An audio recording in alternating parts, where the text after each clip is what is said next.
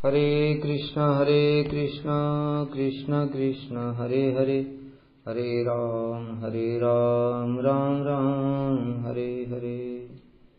सर्वप्रथम मैं अपने गुरुपाद पद्म नित्य लीला प्रविष्ट ओम विष्णुपाद अष्टोत्तर श्रीमद् भक्ति वेदांत नारायण गोस्वामी महाराज जी के चरण कमलों में अनंत कोटि दंडवत प्रणाम करते हुए उनकी अहित की कृपा की प्रार्थना करता हूँ।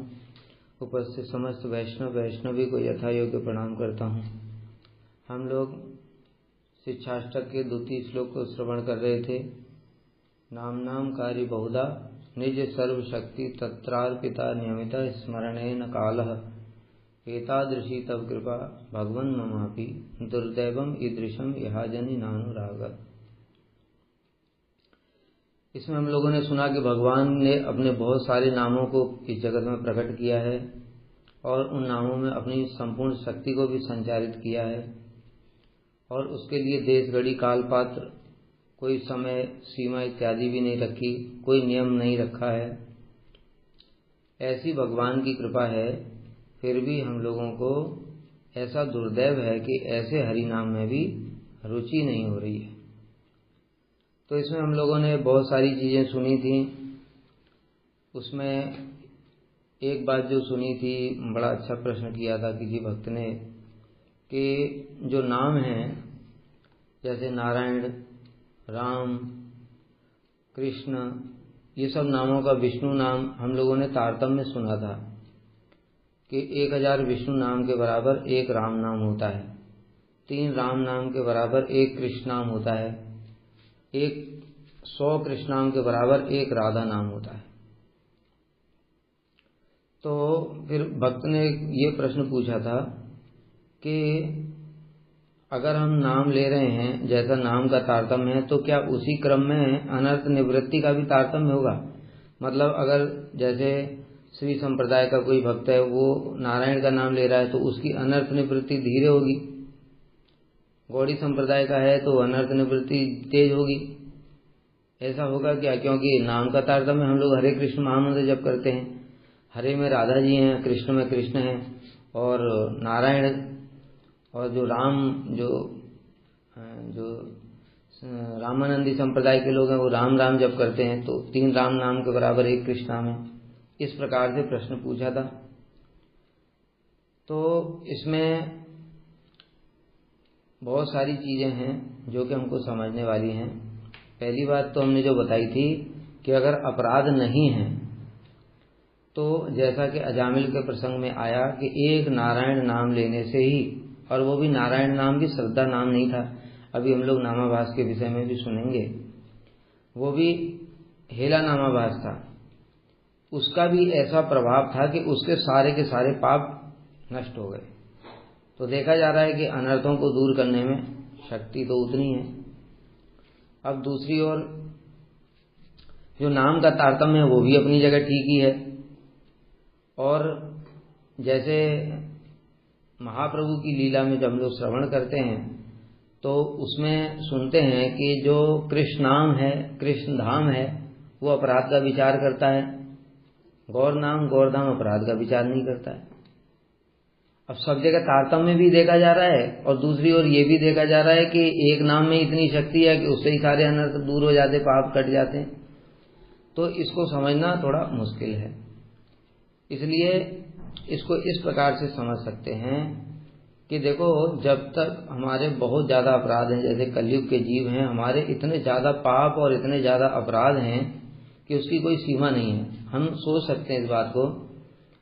सभी लोगों ने परशुराम की महिमा सुनी होगी। परशुराम की माता जी का नाम था रेणुका, उनके पिताजी का नाम था जमदग्नि। वो रेणुका पानी भरने के लिए गई थी और उन्होंने केवल मन से ही पाप किया था। अब वहां पर एक गंधर्व देखा, उस गंधर्व को देख करके उनके मन में केवल मन में ही पाप आ गया था, मतलब काम वासना थोड़ी आ गई थी। उसका ही दंड मिला उनको कि उनका गला कटवा दिया था जमदग्नि ने। मतलब मानसिक पाप भी, उसका भी दंड भोगना पड़ता था। और हम लोग तो मतलब तन से, मन से, धन से, सब प्रकार से, वचन से, मतलब कोई भी ऐसा इंद्रिय नहीं है जिसके द्वारा हम पाप नहीं करते, सब समय ही करते रहते हो, 24 की 24 घंटे। अभी बताओ ऐसी स्थिति में फिर हमारा क्या होगा? तो ऐसी स्थिति में फिर क्या होता है, यहीं पर नाम का तारतम्य देखा जाता है। इसलिए महाप्रभु ने हरे कृष्ण महामंत्र दिया कि वहां पर सतयुग का भी मंत्र है, त्रेता का भी मंत्र है, द्वापर का भी मंत्र है। किसी को चाहिए तो हम लोग बाद में कथा के बाद में भेज देंगे। और कलयुग का भी महामंत्र है। तो कलयुग में ये महामंत्र है, पहले मंत्र थे, ये महामंत्र क्यों है? क्योंकि जो और नाम हैं, शक्ति तो उनके अंदर भी है, भगवान के प्रत्येक नाम में ही अनंत शक्ति है, लेकिन अनंत शक्ति होने पर भी वो जो नाम है वो अपनी शक्ति को प्रकाशित नहीं करते। जैसा कि हमने बताया था कि नारायण नाम या राम नाम या कोई भी नाम है, राम नाम को कोई कम नहीं समझे, उनमें भी अनंत शक्ति है। नारायण के नाम में अनंत शक्ति है, कृष्ण नाम में भी अनंत शक्ति है। तो शक्ति होने पर भी, लेकिन जैसे जैसे कलयुग का प्रभाव बढ़ता है वैसे वैसे ये जो नाम है वो नाम अपनी शक्ति को संवरण कर लेते हैं, मतलब प्रकाशित ही नहीं करेंगे। एक तो पाप हमारे बहुत ज्यादा, ऊपर से नाम प्रभु अपनी शक्ति को प्रकाशित नहीं करेंगे, अभी हमारा क्या होगा? इसलिए उसमें अनर्थ निवृत्ति में बहुत अधिक समय लग जाएगा। दूसरी ओर जैसे बताया कि कृष्णा में भी अपराध का विचार है, लेकिन महाप्रभु का जो नाम है, जैसे ही महाप्रभु का जब हम नाम लेंगे तो अपराध रहने पर कृष्ण नाम अपना प्रकाशित नहीं करेंगे। जैसे हम लोग ने 3 प्रकार के नाम सुने थे ना, नाम अपराध, नाम अभास, शुद्ध नाम। तो जब तक हम लोग महामंत्र भी जब कर रहे हैं तब तक हमारे अगर अपराध हैं तो ये नाम प्रभु जो कृष्ण नाम है वो भी अपनी शक्ति को प्रकाशित नहीं करेंगे, इसलिए हमारे पाप अनर्थ सब निवृत्त भी नहीं हो रहे। लेकिन उस स्थिति में भी जो गौर नाम है वो छोटा मोटा अगर कोई अपराध है तो उसका विचार नहीं करें। हमारे छोटे बड़े सब महत अपराध हैं, इसलिए हमारे ऊपर भी गौर नाम भी काम नहीं कर रहा है। कारण क्या है कि जैसे गौर नाम है, अब जैसे श्रीवास पंडित की चरणों में गोपाल चापल ने अपराध किया था, तब वो गौर नाम काम नहीं करेगा क्योंकि बहुत महत अपराध किया। अन्यथा जो छोटे मोटे अपराध हैं उस समय अपराध रहने पर भी महाप्रभु का धाम, महाप्रभु का नाम काम करेगा और अनर्थ निवृत्ति जल्दी हो जाएगी। लेकिन कृष्णाम काम नहीं करेगा, अभी कृष्णाम अपनी शक्ति प्रकाशित नहीं करेगा। और दूसरे जो नाम है बाकी, अब जो कृष्णाम की शक्ति सबसे ज्यादा है वही प्रकाशित नहीं कर रहे अपनी शक्ति, तो बाकी नीचे वाले कैसे करेंगे? इसलिए इस प्रकार से बातें कही गई हैं। शास्त्रों को समझना थोड़ा मुश्किल काम भी होता है और थोड़ा उसमें भजन साधन की आवश्यकता, अनुभूति भी होती है। तो ये सब बातें हैं, इसलिए तारतम्य है भी, लेकिन नाम की भी शक्ति अनंत भी है। दोनों बातें एक साथ ठीक ही हैं। लेकिन जैसा जैसा जो पापी और अपराधी लोग जब हैं तो उनके लिए फिर जो उस प्रकार के जो नाम हैं वो शीघ्र ही अपनी शक्ति को प्रकाशित नहीं करेंगे, इस कारण से उसमें देर लग सकती है। तो ये विचार है। और जब अगर नाम अपराध अगर खत्म हो गया तब फिर कोई चिंता की बात नहीं है। फिर नामाभास अगर शुरू हो गया तो वो फिर तो राम जी का नाम हो चाहे वो कृष्ण का नाम हो, फिर तो वो सभी के सभी में शक्ति इतनी है, अनंत शक्ति, कि वो सब पापों को नष्ट कर देंगे। लेकिन उसमें फिर रस का तारतम्य आएगा कि जो ब्रज भक्ति को देने के लिए फिर कृष्ण नाम ही करना पड़ेगा। दूसरी ओर नीचे के कृष्ण नाम में नीचे के सारे गुण हैं, यानी कि वो सब कुछ दे सकते हैं, अयोध्या, वैकुंठ सब कुछ दे सकते हैं, लेकिन राम नाम जप करने से हम गोलोक नहीं जा सकते, उसके लिए कृष्ण नाम ही जप करना पड़ेगा। तो फिर वहां पर वो दूसरे प्रकार का तारतम्य आ जाता है। ये पहला प्रश्न था। दूसरा प्रश्न पूछा था एक कि नाम में अर्थवाद से क्या समझते हैं हम। तो नाम में अर्थवाद से ये समझना चाहिए कि जो 10 प्रकार के नाम अपराध हैं उसको भी हम लोग थोड़ा संक्षेप में आगे श्रवण करेंगे, क्योंकि ये जो नाम का तत्व है ये हमारा सबसे श्रेष्ठ साधन है।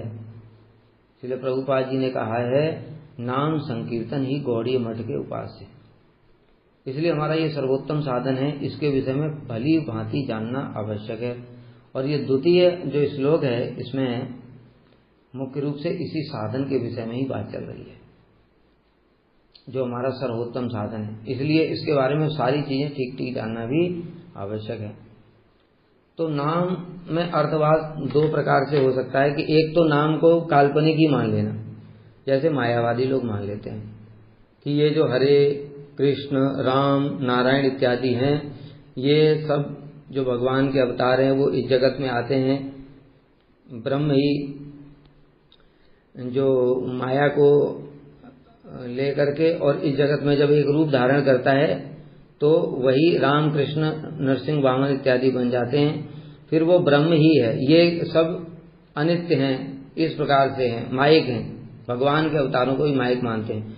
तो ऐसे व्यक्ति लोग उसको भी भगवान के, जब भगवान के विग्रह को ही मायिक मान रहे हैं तो भगवान के नाम को भी तो मायिक ही मानेंगे ना। इसलिए कहते हैं कि ये सब काल्पनिक नाम हैं, इनमें कोई शक्ति नहीं है। तो ये अपराध है। दूसरा, जो नाम को तो ठीक मानते हैं किंतु ये मानते हैं कि नाम की जो शक्ति बताई गई है ये ठीक नहीं है। एक नाम से इतने करोड़ों पाप नष्ट हो जाते हैं जितने एक पापी अपने जीवन में कर भी नहीं सकता। इस प्रकार से जो समझते हैं कि नाम की शक्ति तो है, लेकिन ये शास्त्र में बड़ा चढ़ा करके बताई। जैसे एक उदाहरण देता हूँ, श्री चैतन्य महाप्रभु की लीला में ऐसा प्रसंग सुना जाता है। हरिदास ठाकुर जी जब सप्तग्राम में आए थे रघुनाथ दास गोस्वामी के गांव में, उस समय एक गोपाल चक्रवर्ती नाम का एक व्यक्ति था, ब्राह्मण था। वो वहाँ पर जो रघुनाथ दास गोस्वामी के पिताजी हैं, गोवर्धन मजूमदार, हिरण्य मजूमदार, दो भाई थे, उनके पिताजी का नाम था गोवर्धन मजूमदार। तो उनके यहाँ पर वो नौकर था और धर्म सभा चल रही थी। उस धर्म सभा में हरिनाम की महिमा के विषय में बातचीत हो रही थी। तो बहुत से लोग कह रहे थे कि नाम से पाप नष्ट हो जाते हैं, कोई कह रहा था नाम से मुक्ति मिल जाती है, कोई कुछ बोल रहा था अपने अपने अधिकार के अनुसार। श्री हरिदास ठाकुर जी वहां पर पहुंचे। उस समय सभी लोगों ने उनका अभिवादन किया और कहा कि अरे नामाचार्य हैं, ये तो स्वयं 3 लाख नाम प्रतिदिन करते हैं, इनसे ही नाम की महिमा के विषय में सुन लिया जाए। तो वहां पर जब हरिदास ठाकुर ने ये बताया कि नाम से पाप नष्ट होना, नाम से मुक्ति प्राप्त होना, ये तो नाम का गौड़ फल है, ये तो नामाभास से ही हो जाता है। नाम का मुख्य फल है कृष्ण प्रेम। जब इस प्रकार से बोला तो गोपाल चक्रवर्ती कहने लगा, अरे देखो कैसा भावुक व्यक्ति है। अरे जो मुक्ति लाखों लाखों प्रयासों से भी प्राप्त नहीं होती है ज्ञानियों को, वो कह रहा है नाम के आभास से ही प्राप्त हो जाती है। तो इस प्रकार से इसने जो नाम की महिमा को समझा नहीं और हरिदास ठाकुर जी के चरणों में अपराध कर दिया। उसके फलस्वरूप 3 दिन के अंदर में उसकी बड़ी सुंदर उंगलियां थी, बड़ी सुंदर नाक थी, वो गल गई नाम अपराध के कारण। तो ये जो इसने बोला कि ये नाम की महिमा ये जो बता रहा है, ये बात ठीक नहीं है कि नाम से कृष्ण प्रेम होता है, नाम के आवाज से ही मुक्ति मिल जाती, ये नाम में अर्थवाद हो गया। मतलब नाम की महिमा को बढ़ा चढ़ा करके कहा जा रहा है। इस प्रकार से मानना ये भी अर्थवाद है। नाम की महिमा को अतिशयोक्ति, मतलब नाम की महिमा तो है लेकिन इतनी ज्यादा नहीं है जितनी की शास्त्रों में बताई गई है। लेकिन हम इसका उल्टा बोलते हैं, हम इतना बोलते हैं कि नाम की महिमा इतनी ज्यादा है जितनी शास्त्रों में बताई ही नहीं गई है, क्योंकि कोई भी शास्त्र नाम की महिमा को बता ही नहीं सकते। आप लोग से अरे ये क्या शास्त्रों में इतनी इतनी बड़ी बातें हैं, तो हम एक सिंपल सा क्वेश्चन पूछते हैं, क्या कोई भी शास्त्र, जितने शास्त्र हैं 18 पुराण, 18 उपपुराण, 18 आदि पुराण और महाभारत और जितना भी भागवत भी, गीता भी ले लो, सब ले लो, क्या ये सारे शास्त्र मिलकर भी कृष्ण की महिमा को पूर्ण रूप से गान कर सकते हैं? क्या कोई बता सकता है ऐसा? हमने तो सुना है, शास्त्रों में भी ऐसा पढ़ा है कि अनंत शेष अपने सहस्त्र मुखों से आदि अनंत काल से, मतलब जब से सृष्टि प्रारंभ हुई तब से कृष्ण की महिमा को वर्णन कर रहे हैं, लेकिन आज तक वर्णन नहीं कर पाए। तो जब कृष्ण की महिमा को वर्णन नहीं कर पाए तो कृष्ण नाम की महिमा को कैसे वर्णन करेंगे? अरे कृष्ण नाम और कृष्ण में तो कोई अंतर ही नहीं है। इसलिए ये जो बातें हैं, जो जिनकी अभी नाम में श्रद्धा नहीं है, वही इस प्रकार की बातें करते हैं कि नाम की महिमा बढ़ा चढ़ाकर कही गई है। वास्तव में तो नाम की महिमा कुछ भी नहीं बताई गई है शास्त्र। नाम की इतनी महिमा है, जो कुछ कृष्ण कर सकते हैं वो कृष्ण के नाम भी कर सकते हैं। अब इसी से समझ लो नाम की कितनी महिमा है। अब कृष्ण क्या कर सकते हैं? एक क्षण में अनंत कोटि ब्रह्मांडों को प्रकट करके नष्ट करके कई बार ऐसा कर सकते हैं, एक ही क्षण में। नाम भी वही कर सकते, क्योंकि नाम नाम ही अभिन्न है। तो इस प्रकार से नाम में कभी भी अर्थवाद नहीं करना चाहिए। नाम की महिमा जितना हम सुनते हैं, जितना जानते हैं, जितना समझते हैं, उससे बहुत ज्यादा है। अब हम लोग थोड़ा सुनते हैं नामाभास के विषय में। इसको नामापराध तो 10 प्रकार के होते हैं, उसको हम लोग अंत में सुनेंगे। नामाभास जरूरी है। नाम अपराध के बाद में जो बताया था, नाम अपराध जब अपराध और अनर्थ सहित जो नाम होता है उसको नाम अपराध कहते हैं। उसके बाद जब अपराध खत्म हो जाते हैं तो आभास शुरू होता है। इस आभास की ही इतनी शक्ति होती है, इससे भी सारे पाप नष्ट भी हो सकते हैं, मुक्ति भी प्राप्त हो सकती है, स्वर्ग भी मिल सकता है, सब कुछ मिल सकता है इससे, वैकुंठ को छोड़ के। मतलब चित्त जगत से नीचे की जितनी वस्तुएं वो सब नामाभास से भी प्राप्त हो सकती हैं। इतनी नामाभास की शक्ति है। अब ये जो नामाभास होता है ये 2 प्रकार का होता है। एक होता है प्रतिबिंब नामाभास और एक होता है छाया नामाभास। इसको प्रतिबिंब और छाया को भी थोड़ा समझना जरूरी है। देखो, नाम तत्व को जानना हमारे लिए बहुत इंपॉर्टेंट है, पहले ही मैंने बोला, क्योंकि हमारा सर्व प्रधान साधन है। 64 भक्ति के अंगों में भी हमारा सर्वोत्तम जो है वो नाम संकीर्तन है। इसलिए नाम तत्व को जानना बहुत आवश्यक है। तो इसमें कह रहे हैं कि प्रतिबिंब नामाभास। इस जगत में हम लोग एक चीज देखते हैं, प्रतिबिंब और छाया। प्रतिबिंब किसको कहते हैं? जब हम दर्पण के आगे खड़े हो जाते हैं तो हमको अपनी ही इमेज दिखाई देती है, इसको प्रतिबिंब कहते हैं। और छाया किसको कहते हैं? जब किसी वस्तु पर लाइट पड़ रही है और लाइट पड़ने के बाद में उसका जो जमीन पर दिखाई देता है या दीवार के ऊपर में उसी प्रकार की जो इमेज जैसी काली काली दिखाई देती है, उसको छाया कहते हैं। सिंपल सी बात है, ये सभी को पता है, सबने देखा है। अब प्रतिबिंब और छाया को पहले अंतर समझते हैं इस जगत का, उसके बाद में अब फिर नाम की बात करेंगे।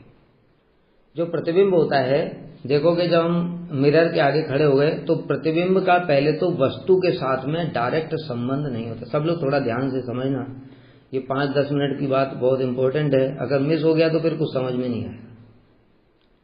इसलिए प्रतिबिंब का मतलब है, हम मिरर के सामने खड़े हुए तो मिरर से हम लोग मान लो 1 फुट की दूरी पर खड़े हैं, तो मिरर के अंदर भी 1 फुट की दूरी पर हमारा प्रतिबिंब बनेगा। तो जो प्रतिबिंब बना उसका वस्तु के साथ में कोई डायरेक्ट संबंध नहीं है। कैसे कि हम तो यहाँ 1 फुट खड़े हैं दूर पर, और वस्तु जो है मिरर के अंदर भी 1 फुट अंदर है और बीच में मिरर है। तो इसलिए वस्तु तो अलग है और जो प्रतिबिंब है वो अलग है, और बीच में मिरर भी है। दोनों के बीच में दूसरी एक तीसरी वस्तु भी है, मतलब वस्तु के और प्रतिबिंब के बीच में एक तीसरी वस्तु भी है, वो मिरर। ये 2 चीजें हो गई। तीसरा होता है जो प्रतिबिंब होता है, प्रतिबिंब वस्तु का उल्टा होता है। अर्थात आप देखोगे जब मिरर के सामने खड़े हो तो लेफ्ट साइड की वस्तु राइट साइड में दिखाई दे रही, राइट साइड की वस्तु लेफ्ट साइड में दिखाई दे रही है। इस प्रकार से जो प्रतिबिंब होता है वो वस्तु से उल्टा होता है। अब छाया की बात करते हैं। छाया का वस्तु से डायरेक्ट संबंध होता है। आप कभी भी देखना कि जब हम खड़े हुए हैं सूर्य की रोशनी में, अब जो छाया है वो हमारे बिल्कुल पैर से नीचे जुड़ करके खड़ी होगी। वो ऐसा नहीं है कि हम यहाँ पर खड़े हैं और हमारी छाया 1 फुट दूर अलग बिल्कुल बन रही है, ऐसा नहीं होता है। वो सब समय वस्तु से संलग्न रहती है। इस प्रकार से आप अनुभव कर सकते हैं, और किया भी होगा, ये तो कोई बहुत छोटी सी चीज है।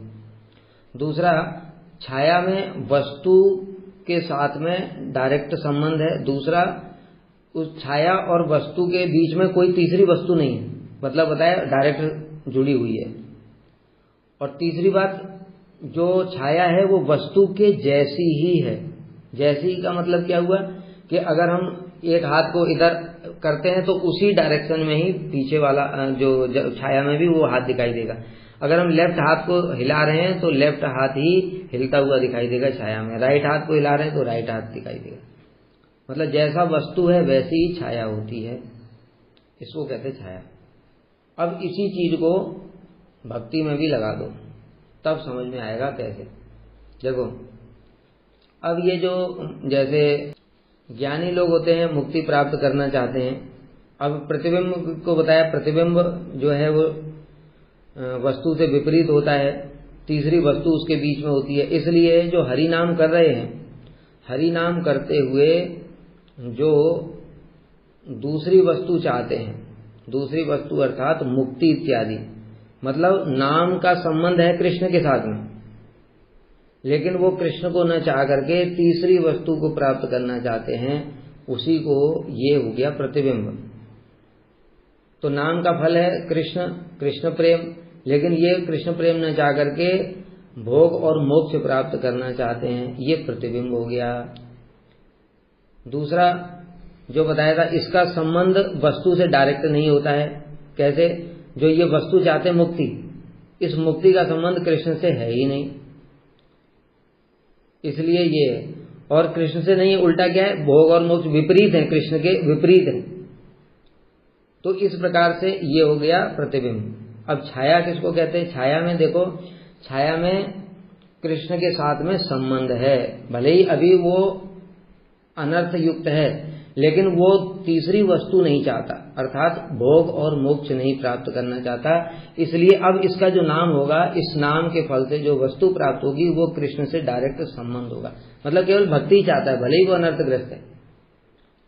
इसलिए ये जो छाया है ये शुद्ध हो जाता है, लेकिन प्रतिबिंब शुद्ध नहीं होता।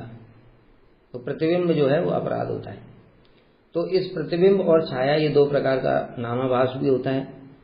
अब ये जो छाया नामाभास है, प्रतिबिंब को तो छोड़ दो, ये मुक्ति कामियों के लिए होता है, जो मायावादी ये सब हैं, ये अपराधी हैं।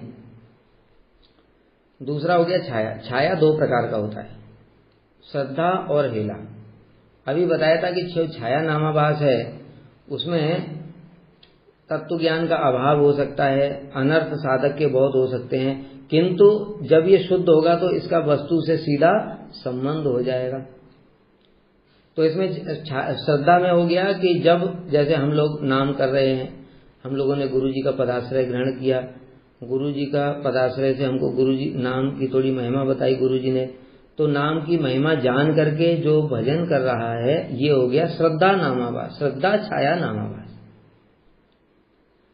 किंतु कुछ लोग होते हैं जिनको नाम की महिमा पता नहीं है, लेकिन बताए ना वो तीसरी वस्तु भी नहीं चाहते, जैसे भोग और मोक्ष नहीं चाहते, उनको भले ही नाम की महिमा पता नहीं है, तो भी हमने बताया था कि किंतु ये छाया का संबंध डायरेक्ट वस्तु से है, इसलिए शुद्ध हो जाती है।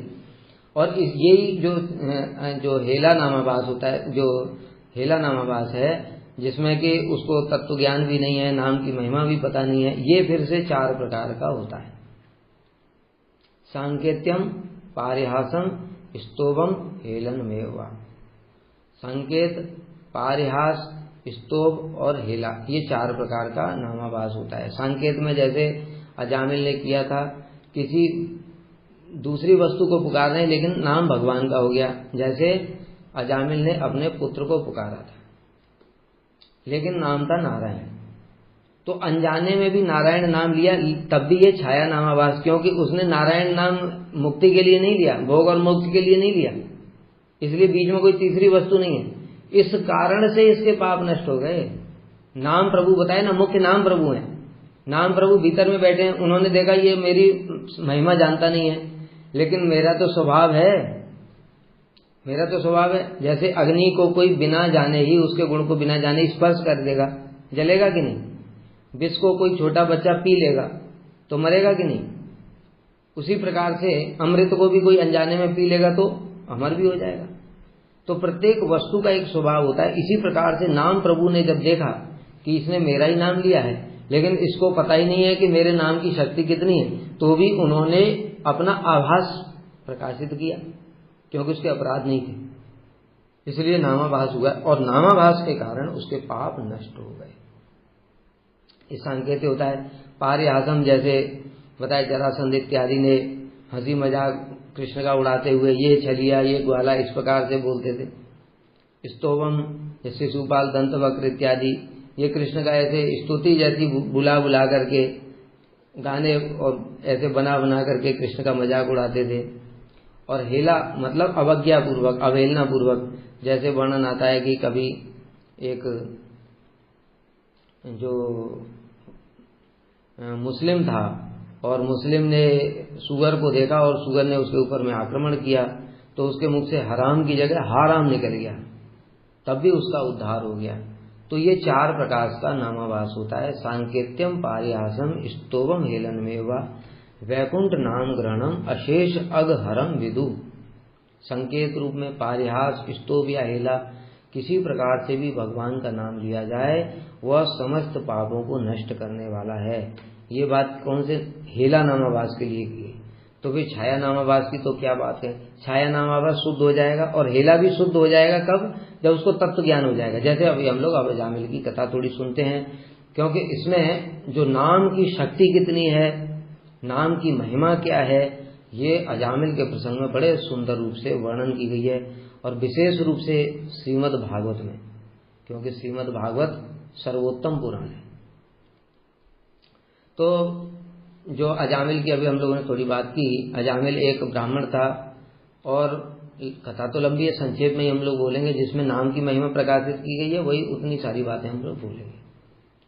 तो वो एक बार जंगल में गया था, और जंगल में जाकर के उसने एक वैश्या को और एक शूद्र को आपस में संग करते हुए देख लिया।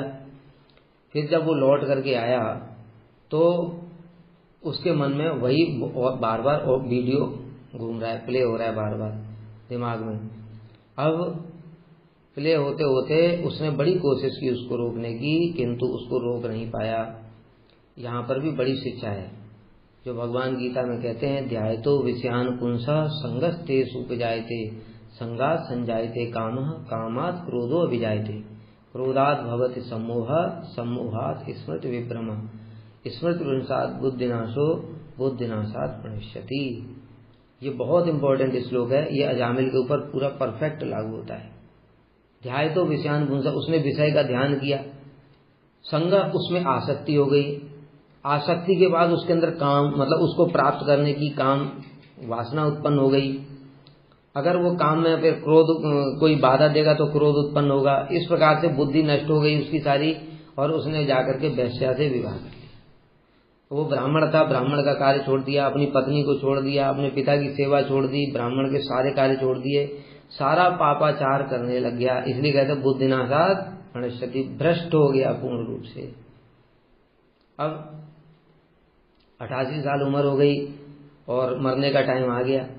अभी जब यमदूतों ने उसके गले में फंदा डाला, क्योंकि सारी जिंदगी पाप किया, वैश्या को पालने के लिए तो उसको चोरी लूटमार झूठ बोलना जो कुछ भी कर सकता था सब कुछ किया। अब सबसे छोटे पुत्र का नाम रखा था नारायण, उससे बड़ा प्रेम करता था। तो जब यमदूतों ने फंदा डाला उसके गले में और डाल करके खींचा, तब अभी तक तो हम लोगों की भी ऐसी स्थिति, अभी हम तो जो पाप कर रहे हैं कौन देखने वाला है, कौन सुनने वाला है, बेटा किए जाओ, पूरा आनंद लो, ऐसा हम लोग सोच रहे हैं। लेकिन जब मरने का टाइम आता है तब उन लोगों की स्थिति देखो जरा। हमने कैसे कैसे लोगों को देखा भी है, सुना भी है, प्राण ही नहीं निकलते, तड़पते रहते हैं, क्योंकि जो पाप किया अब वो फलीभूत होना शुरू हो गए। जो तुमने बीज डाला था ना, अब वो बीज से पेड़ बन रहा है। अब बेटा भोगो दंड, अब चिल्लाते रहो, रोते रहो, मरते रहो, प्राण निकलेगा ही नहीं और कष्ट पाते रहोगे। और फिर यमदूत आते भयंकर। तो ये भी हमने सुना है कि जो लोग हैं ऐसे तड़पते हैं, चिल्लाते हैं, देखो मुझे लेने के लिए आ रहे हैं, रो रहे हैं, व्याकुल हो रहे हैं, तब अब कौन रक्षा करेगा। तो इसलिए यमदूत आए और अजामिल का भी फंदा डाला, डाल करके खींचा। जैसे ही डर के मारे उसके मुख से नारायण, क्योंकि पुत्र में बड़ा आसक्ति थी उसकी, नारायण मुख से निकल गया। जैसे ही नारायण निकला वहां पर 4 विष्णु दूत प्रकट हो गए। बड़े दिव्य उनके स्वरूप थे, उन्होंने अपने तेज से सारे अंधकार को दूर कर दिया, और यहाँ तक कि जो यमदूत थे उनको भी निस्तेज कर दिया। यमदूतों में भी बड़ी शक्ति है, उनको कोई रोकने वाला नहीं है। लेकिन ये तो पार्षद हैं, पार्षद लोग भगवान के समान ही तेजीशान होते हैं, इसलिए उनके आगे तो इस ब्रह्मांड में किसी की भी नहीं, यहाँ तक कि ब्रह्मा जी की भी नहीं चलेगी। वो पार्षद हैं भगवान के समान ही। यद्यपि वो ब्रह्मा शिव इत्यादि सबको मर्यादा देते हैं, पार्षद हैं, लेकिन उनको इन सबसे श्रेष्ठ ही मानो। तो इस प्रकार से जो अजामिल था उसने देखा ये कि मुझे किसी ने बचा लिया, 4 विष्णु दूत आ गए, और उन्होंने आकर के सीधे यमदूतों को बोले, अरे रुको, क्या करते हो? तो उन्होंने कहा कि आप हमको क्यों रोक रहे हैं, आप तो बड़े तेजस्वी दिखाई देते हैं, आप कौन है? उनके हाथ में शंख चक्र गदा पद्म सब थे, तो आप हमको क्यों रोक रहे हैं? तो उन्होंने कहा कि आप अपना परिचय दो। तो उन्होंने कहा हम धर्मराज के सेवक हैं और धर्म का काम करते हैं, अर्थात जो पाप और पुण्य का हिसाब किताब सब देखते हैं, जो पाप करता है उसको दंड देते हैं, जो पुण्य करता है उसको पुण्य का फल मिलता है। और हम ये अजामिल ने सारे जीवन पाप किया है, इसलिए हम इसको लेने के लिए आए हैं। तब विष्णुदूत कहने लगे, अरे कितने आश्चर्य की बात है, जो धर्म के ठेकेदार हैं अगर वही अधर्म करने लग जाएंगे तो फिर जगत की सृष्टि कैसे चलेगी? तो वो बड़े आश्चर्य में पड़ गए कि आप ये क्या कह रहे हैं? अरे ये इसने देखो, ये ब्राह्मण होकर भी इसने वैश्या से विवाह किया, पत्नी को छोड़ दिया, पिता की सेवा छोड़ दिया और सारा जीवन पाप से कमाई करी और पाप से ही इसने वैश्या से संतानें उत्पन्न करी। इस प्रकार से सारे जीवन सारे पाप किए। तब विष्णु दूतों ने उस यम दूतों को भागवत धर्म की शिक्षा प्रदान की। ये मुख्य देखो, इसलिए भगवान ने जो बोला है ना, सर्वधर्मान प्रत्यज माम एकम शरणम भज, उसको समझना चाहिए। सर्वधर्म, सारे धर्मों को छोड़ करके मेरी शरण में। ये सारे धर्म क्या हैं? जैसे ये अजामिल का धर्म है ब्राह्मण का, ब्राह्मण के लिए ब्राह्मण के अनुसार वो काम करेगा, यज्ञ करेगा और जप तप करेगा, शुद्धि पवित्रता रखेगा, ये ब्राह्मण का कर्म। फिर ब्राह्मण के साथ साथ तो अजामिल पुत्र भी है, तो एक पुत्र का कर्म, फिर एक पति है, फिर पति का कर्म धर्म। इस प्रकार से जगत में कितने सारे धर्म हैं, किस किस को पालन करोगे? और जो छूट जाएगा उसी का दंड मिलेगा।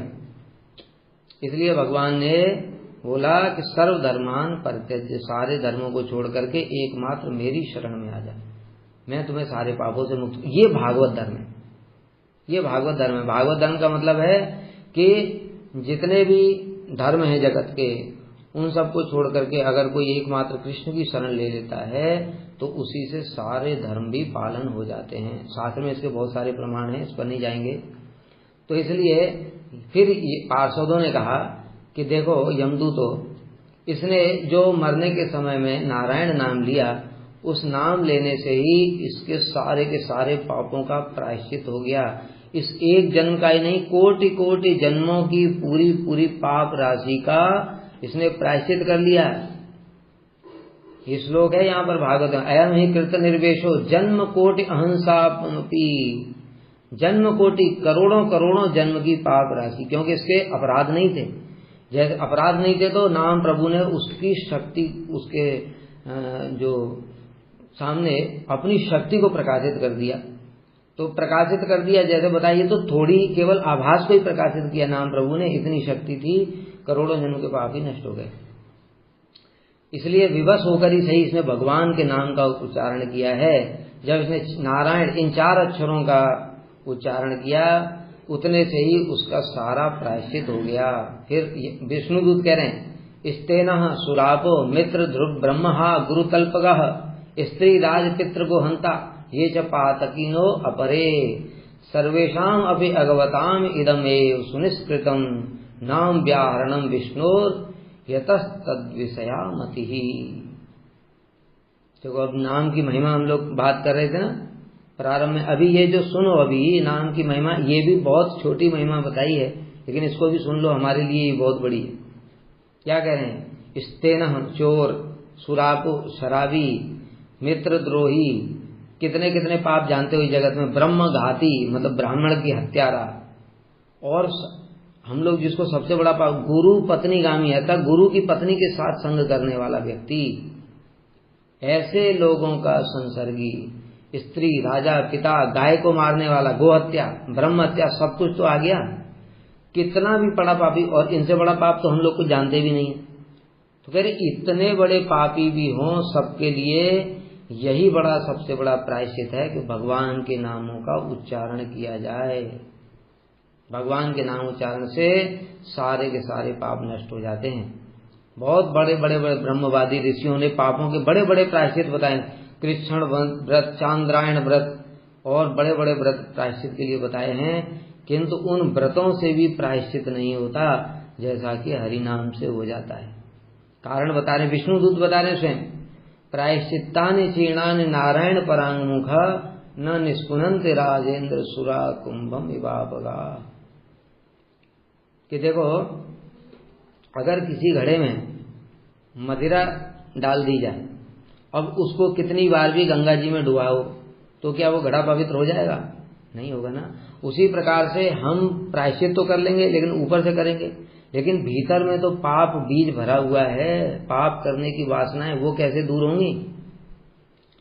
लेकिन वो भी भगवान के नाम से पाप बीज अविद्या पर्यंत सब कुछ नष्ट हो जाता है।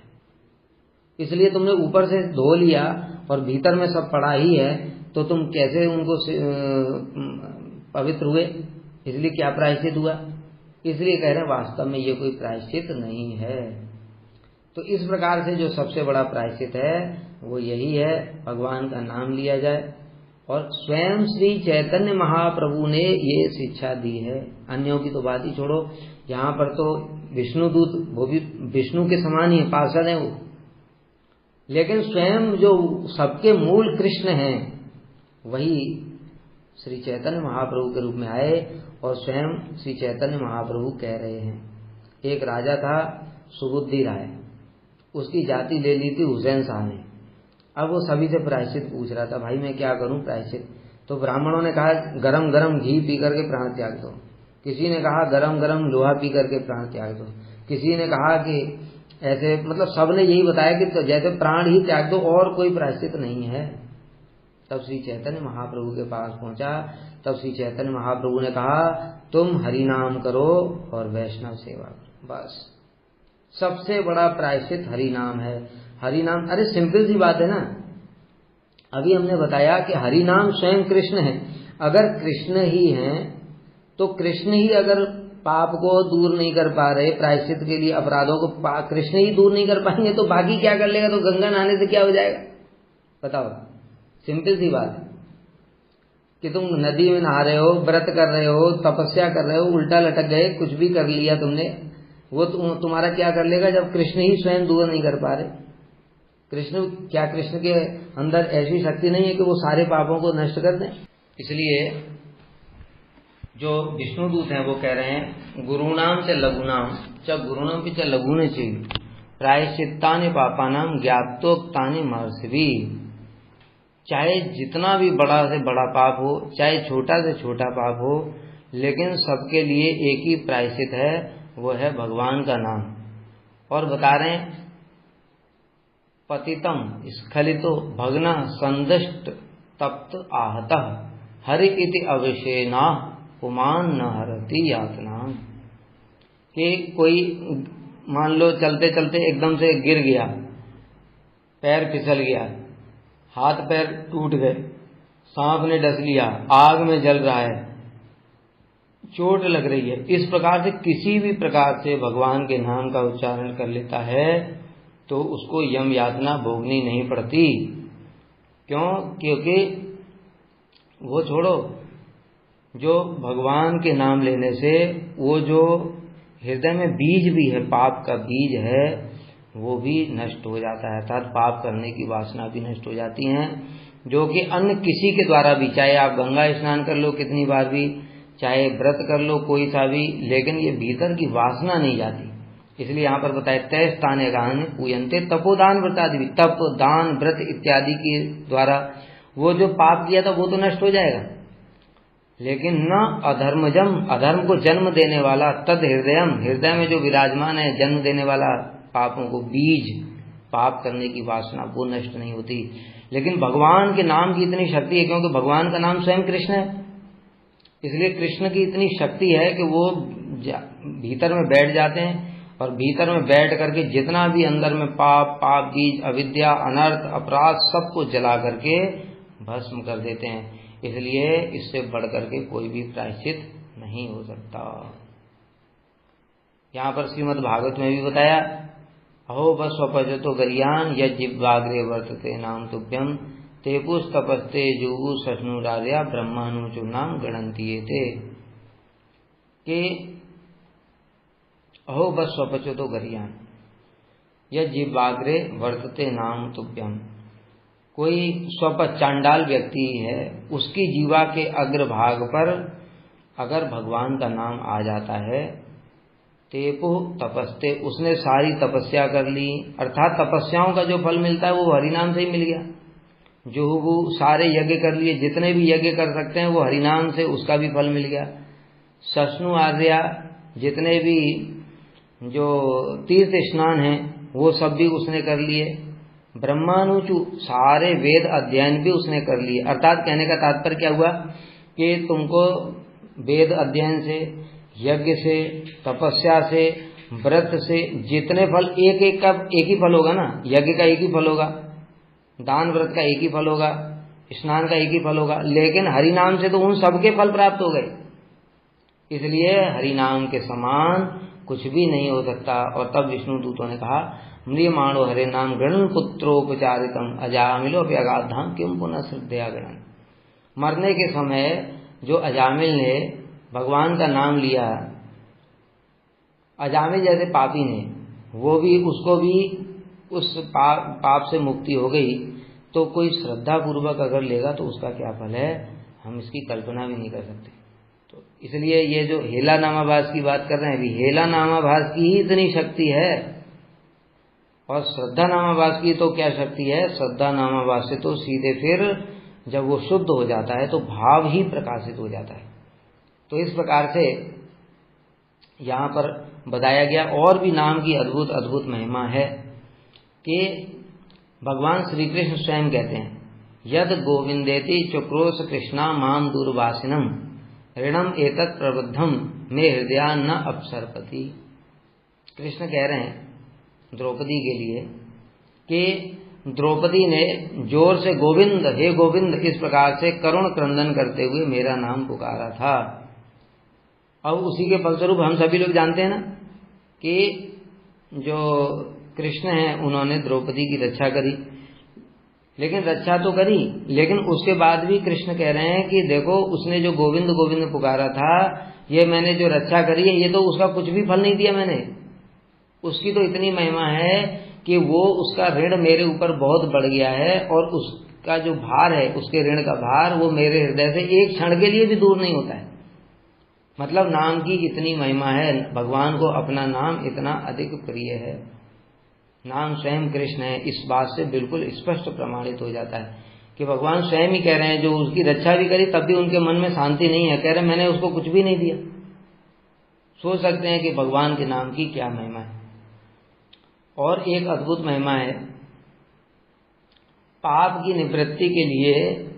तो जो कृष्ण है ना, कृष्ण पूरा नाम बोलने की भी जरूरत नहीं है, लेकिन वही बताया ना कि फिर अभी ज्यादा बताएंगे तो फिर हम लोग सोचेंगे कि ये अर्थवाद है, लेकिन शास्त्र में ऐसा ही लिखा है और ये सत्य भी है।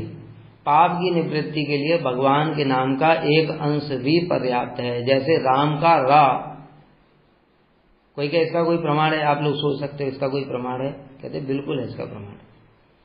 देखो अभी हमने जो बताया, भगवान पूर्ण वस्तु हैं, इसलिए भगवान का जो पूर्ण वस्तु में से कुछ भी निकालोगे वो भी पूर्ण होगा। भगवान और भगवान के नाम में कोई अंतर नहीं। इसलिए राम का रा भी पूर्ण है, उसका आ का जो मात्रा है वो भी पूर्ण है, उसका जो माँ है वो भी पूर्ण है। कोई भगवान राम के उद्देश्य से अगर वो राम पुकारना चाहता है और उसके मुख से केवल रा ही निकला तो भी उसको राम नाम का फल प्राप्त होगा। इसका सबसे बड़ा प्रमाण है श्री रत्नाकर दस्यु। रत्नाकर दस्यु ने तो पूरा नाम सीधा भी नहीं पुकारा था, उल्टा ही नाम पुकारा था। अच्छा बताओ, अगर नाम की शक्ति नहीं होती तो उल्टे नाम से कैसे फल मिल जाता? इस जगत में कोई भी ऐसी वस्तु बता दो जो उल्टा करने से सीधा फल मिल जाए। कोई बच्चा है, पढ़ाई करता है, स्कूल में गया और उसने क्लास में जो एग्जाम दिया उसमें सारे उल्टे आंसर लिख दिए। अब बताओ टीचर क्या देगा? नंबर 100 में से क्या देगा? पहला 1 हटा देगा, 00। ठीक है ना, उल्टा ही नंबर भी उल्टा ही मिलेगा, 00 देगा। ठीक है। कोई व्यक्ति नौकरी करता है या कुछ भी करता है, कंपनी में काम करता है, उसने उल्टा काम कर दिया, उसको सैलरी देगी कंपनी, निकाल देगी उल्टा, पेनाल्टी अलग लगा देगी।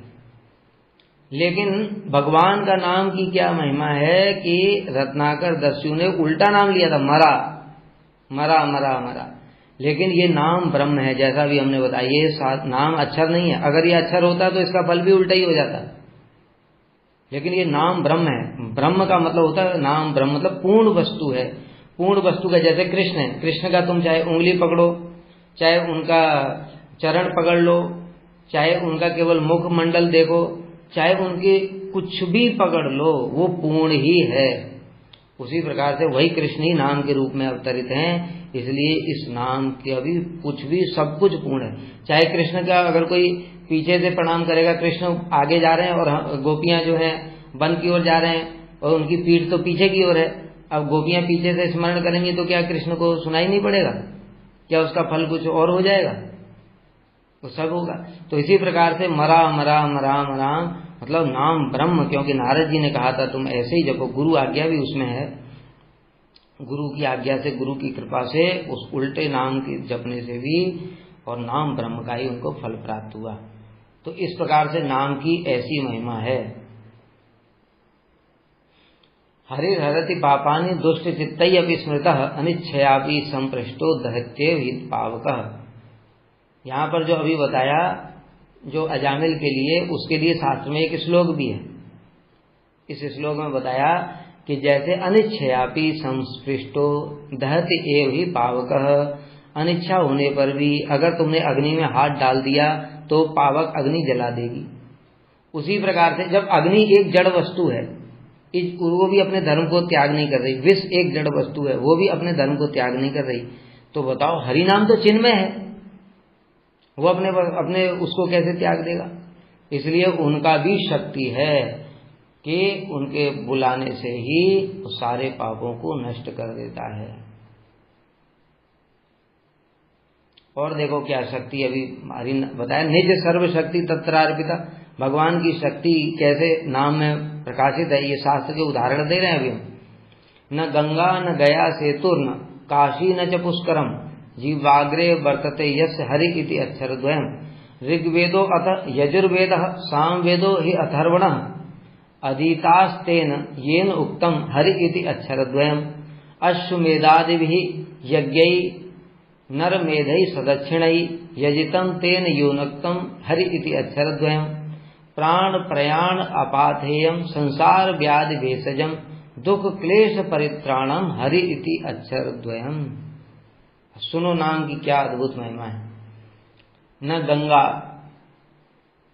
जो हरि इति अक्षरद्वयम्, जो हरि ये दो अक्षर ले लेता है उसको गंगा जी जाने की कोई जरूरत नहीं है। अभी हमने बताया था गंगा जी में तुम स्नान करते रहोगे तो केवल ऊपर से पाप दूर होंगे, भीतर का बचा रहेगा। न गया सेतु, गया जाने की आवश्यकता नहीं है। सेतु मतलब रामेश्वरम, वहां जाने की भी आवश्यकता नहीं। काशी न च पुष्करम, काशी और पुष्कर जाने की आवश्यकता भी नहीं है। जीवाग्रे वर्तते यस हरि इति अक्षरद्वयम्, जिस जो हरि का नाम लेता है, अर्थात भगवान का नाम लेने से ये सारे फल यहीं बैठ के प्राप्त हो जाएंगे। हरिदास ठाकुर जी इसके प्रमाण है। देखो हरिदास ठाकुर जी जगन्नाथपुरी में आए, वो कहीं जाते जगन्नाथ मंदिर, लेकिन जगन्नाथ मंदिर में क्या होता है, जगन्नाथ जी का दर्शन करने हम लोग जाते हैं, अरे वही जगन्नाथ तो कृष्ण है, वो वही महाप्रभु हैं, वो स्वयं हरिदास ठाकुर को दर्शन देने के लिए आते हैं। तो फल मिला कि नहीं मिला? हम लोग तो जो दर्शन करने जाएंगे भगवान के तो हमको फल मिलेगा भी नहीं मिलेगा पता नहीं, लेकिन वो हरि नाम करते थे, उसके फल से नाम ही प्रभु स्वयं चल करके उनको दर्शन देने के लिए आते। इससे बढ़कर के और क्या बताएं हरि नाम की महिमा। ऋग्वेदोऽथ, ऋग्वेद, यजुर्वेद, सामवेद और अथर्ववेद, इन चारों वेदों का भी अध्ययन उसने कर लिया। और अश्वमेध यज्ञ आदि, अश्वमेध मतलब और भी जितने प्रकार के यज्ञ होते हैं वो कैसे दक्षिणा, दक्षिणा सहित पूर्ण, मतलब जो यज्ञ हो जाता है, जैसे बलि महाराज ने दक्षिणा दी अंत में, उस प्रकार से दक्षिणा सहित सारे यज्ञों का यजन भी कर लिया। और मृत्यु के ये संसार रूपी रोग के लिए यही एकमात्र हरि नाम ही सिद्ध औषध है। इस प्रकार से जो हरि नाम की महिमा है। तो ये हो गया निज सर्व शक्ति तत्रार्पिता। फिर क्या बताया, नियमिता स्मरणेन कालः, उसमें कोई स्मरण का काल वाल का कोई विचार नहीं किया, कोई अधिकार का विचार नहीं है, उसके लिए भी शास्त्र में बता रहे हैं। ब्राह्मण क्षत्रिय वैश्य शूद्र स्त्री अंत्य जहां तहां भगवान विष्णु का नाम लेने से वे सभी मुक्त होकर के भगवान के धाम को प्राप्त कर लेते हैं। न देश काल नियम शौच अशौच विनिर्णय परम संकीर्तनादेव राम रामेति मुच्यते। जो राम नाम लेता है उसके लिए न देश का काल का नियम, शौच अशौच, शुद्धि अशुद्धि, पवित्रता अपवित्रता कोई विचार नहीं है। जबकि अन्य चीजों में ऐसा विचार है। कालो अस्ति यज्ञे दाने व स्नाने कालो अस्ति सज्जपे विष्णु संकीर्तने कालो नास्त्यत्र पृथ्वी पते। कि देखो यज्ञ में समय का विचार है, पात्र अपात्र का विचार है, यज्ञ सभी लोग नहीं कर सकते। दान में भी पात्र अपात्र का विचार होता है। अगर कुपात्र को दान दिया जाए तो शास्त्र में वर्णन है उसको नरक में जाना पड़ता है।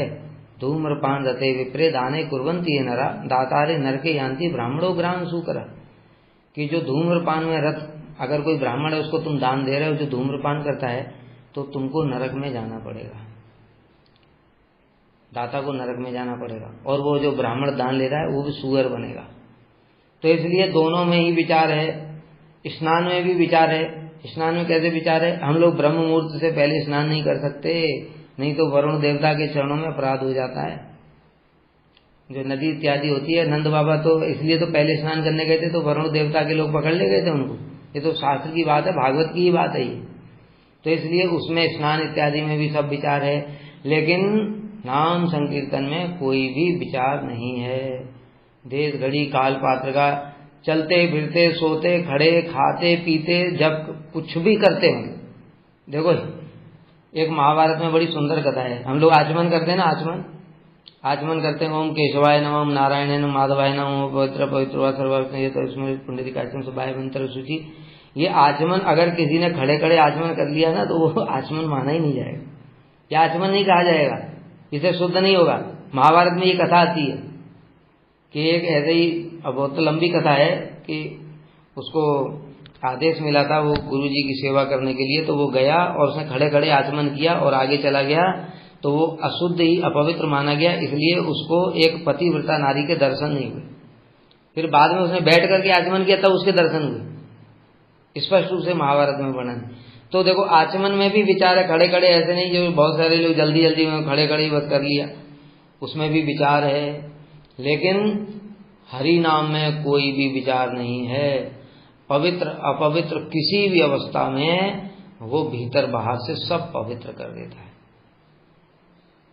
कृष्णेति मंगलम नाम यस्य वाची प्रवर्तते भस्मी भवंत सद्यस्तु महापातक कोट्य। जो कृष्ण नाम लेता है उसके महापातक भी नष्ट हो जाते हैं। सर्वेषामपि यज्ञानाम लक्षणानि व्रतानि च। सभी यज्ञ, लाखों लाखों व्रत, तीर्थ स्नान, सारी तपस्याएं, हजारों वेद पाठ, हजारों प्रकार की परिक्रमाएं, ये सब भी कृष्ण नाम जप के कला के बराबर, अंश के अंश को कला कहते हैं, ये कला के बराबर भी नहीं हो सकती। और इसमें जो भी हमारे भक्त हैं उनको बिल्कुल संदेह नहीं होना चाहिए, क्योंकि हम पहले ही बता चुके हैं कृष्ण नाम स्वयं कृष्ण है। क्या दान कोई भी कृष्ण के बराबर हो सकता है? इस विषय में सत्यभामा जी ने एक बार कृष्ण के बराबर दान करने की कोशिश की थी, सबको कथा सुनी होगी। तो उन्होंने सब कुछ डाल दिया एक पलड़े में, लेकिन उसके बाद भी कृष्ण का पलड़ा ही भारी रहा। लेकिन दूसरी ओर जब राम उनका कृष्ण का नाम लिख करके रखा तब जाकर के वो बराबर। तो इस प्रकार से जो नाम है वही कृष्ण के बराबर है। इसके अतिरिक्त दान व्रत तप लाख कोटि कुछ भी वो कोई भी कृष्ण के बराबर नहीं हो सकता। ब्राह्मण क्षत्रिय वैश्य स्त्रिय शूद्र अंत्यजात्य यत्र तत्र अनुकुर्वन्ति विष्णु नामानुकीर्तनम। अब यहाँ पर बता रहे हैं देखो कि चाहे वो ब्राह्मण हो, क्षत्रिय हो, वैश्य हो, स्त्री हो, शूद्र हो, अंत्यज हो, ये सभी के सभी जहां तहां भी, जहां पर भी हैं, जैसे कोई मान लो कोई मुसलमान ही है और उसका काम है मांस बेचता है, वो मांस बेचते हुए भी मुसलमान हरि नाम करेगा तो भी उसको उसका फल प्राप्त हो जाएगा। हरि नाम की इतनी महिमा है। यज्ञ यागादि धर्म अपने अनुष्ठान के लिए जिस पवित्र देश काल पात्र, और यज्ञ के लिए बताया देश काल पात्र सब कुछ विचार होता है, किंतु सामग्री, श्रद्धा, मंत्र, दक्षिणा ये सब की अपेक्षा होती है। इसको अगर एक एक करके बताएंगे तो बहुत लंबा हो जाएगा, लेकिन ये सब फल भगवान के नाम से ही प्राप्त हो जाते हैं। अब इसमें इस शास्त्र के प्रमाण दिए। अब शिव जी स्वयं कह रहे हैं, शिव जी स्वयं कह रहे हैं, ईशो अहम सर्व जगताम नाम नाम विष्णोर ही जापकः सत्यम सत्यम वदामेव हरे न अन्या गतिर्नृणाम। पार्वती देवी से कह रहे हैं शंकर जी कि हे देवी, संपूर्ण जगत का स्वामी होने पर भी मैं विष्णु भगवान के नाम का ही जप करता हूँ। मैं तुमसे सत्य कहता हूँ कि भगवान को छोड़ करके जीवों के लिए भगवान के नाम के अतिरिक्त अन्य कोई भी गति नहीं है, नहीं है, नहीं। इसलिए शास्त्र में बताया ना, कृते अध्याय तो विष्णु त्रेतायाम यजतो मुखी द्वापरे परिचर्यायाम कलौ तदहेर कीर्तना। सतयुग में तपस्या, त्रेता में यज्ञ, द्वापर में अर्चन और कलयुग में केवल हरि नाम ही प्रधान है। इसलिए बताया हरे नाम हरे नामैव केवलम कलौ नास्तेव नास्तेव नास्तेव गतिर अन्यथा। केवल हरि नाम ही इस जगत में कलयुग में काम करेगा, उसके अलावा कोई भी जीवों की गति नहीं है। तो इस प्रकार से जो विष्णु दूतों ने फिर ये नाम की महिमा बताई, तो यमदूत फिर गए यमराज जी के पास में, और यमराज जी से बड़ा सुंदर प्रश्न किया कि यमराज जी एक बात बताइए कि इस जगत में दंड देने वाले शासक कितने हैं? आप ही अकेले हो कि और भी बहुत सारे हैं? क्योंकि अगर कई सारे दंड देने वाले शासक हो गए तो फिर किसकी बात मानी जाएगी, किसकी बात नहीं मानी जाएगी, सृष्टि कैसे चलेगी? तो काम कुछ बनेगा नहीं। इसलिए हम ये जानना चाहते हैं कि अब तक संसार में आपने जो भी हमको बताया तो किसी ने उसकी अवहेलना नहीं की, लेकिन आज 4 अद्भुत सिद्ध जो चतुर्भुज थे उन्होंने आपकी आज्ञा का उल्लंघन कर दिया। हम एक पापी को लेने गए थे लेकिन उन्होंने हमको लेने नहीं दिया और वहां पर आकर के हमको वहां से भगा दिया। इस प्रकार से जब उन्होंने कहा तब यमराज जी समझ गए और भगवान के विष्णु दूतों को यमराज जी ने प्रणाम किया, भगवान को भी प्रणाम किया और फिर यमदूतों को भागवत धर्म की शिक्षा दी। तो भागवत धर्म की शिक्षा क्या बताई? जीवा न भक्ति भगवत गुण नाम ध्येयम चेतश्च न स्मरति चरणार विंदम कृष्णाय नो नमति अच्छिरे कदापि तान अनयत्वम अस्तो अकृत विष्णु कृत्यान। कि हे यमदूतो, जिसकी जीवा भगवान के नाम का उच्चारण नहीं करती, जो कभी भी भगवान को प्रणाम नहीं करता, जिसका चित्त कभी भगवान को स्मरण नहीं करता, उस पापी को खींच करके मेरे पास लेकर के आना। बाकी जो ऐसा करता है भगवान के भक्तों को कभी भी उनकी तरफ नहीं जाना, उनको दंड देने की शक्ति मुझ में किसी लोकपाल दिक्पाल में नहीं है। तो इस प्रकार से ये भागवत धर्म का निरूपण किया और इसमें जो हरिनाम की महिमा जो प्रकाशित हुई है वो बड़ी ही अद्भुत है। जो हम लोगों ने श्लोक सुन रहे हैं, नाम नामकारी बहुधा निज सर्व शक्ति, कैसे भगवान के नाम की शक्ति है, कैसे उसके लिए देश घड़ी काल पात्र, मतलब मरने के टाइम में समय क्या होता है, मरने के टाइम में मलमूत्र त्याग हो गया, उस समय भी उसके मुख से नाम निकल गया, तभी भी उस नाम के प्रभाव से यमदूतों से रक्षा हो जाएगी। प्रारब्ध भी उसका नष्ट हो गया, उसकी मृत्यु तो निश्चित ही थी, वो मृत्यु भी टल गई। तो इस प्रकार से भगवान के नाम की महिमा है। आज यहीं तक रखते हैं, फिर अगली क्लास में सुनेंगे। पतितानां पावनेभ्यो वैष्णवेभ्यो नमः।